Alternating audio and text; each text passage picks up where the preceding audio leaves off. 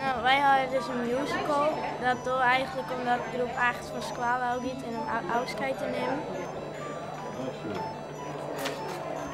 Alle ben wel zenuwachtig, maar we hadden al een keertje die. De musical groep 8 grijpt de macht. Dat is een Auschwitz musical.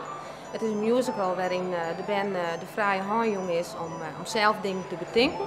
En zij is ook ontstaan dat de band de musical opdragen willen aan woord zelf. Nou, dat is ook gebeurd. Normaal gesproken vregen wij geen intree van de meesten. Normaal gesproken geef ik net eens kans zien.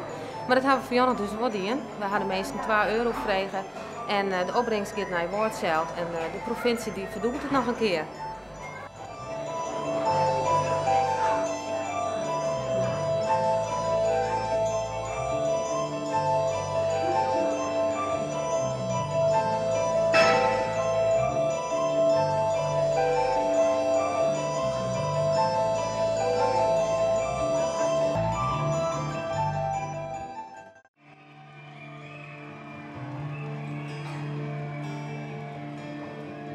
Ik draai nu liever heel snel om, dan dat ik iemand tegenkom.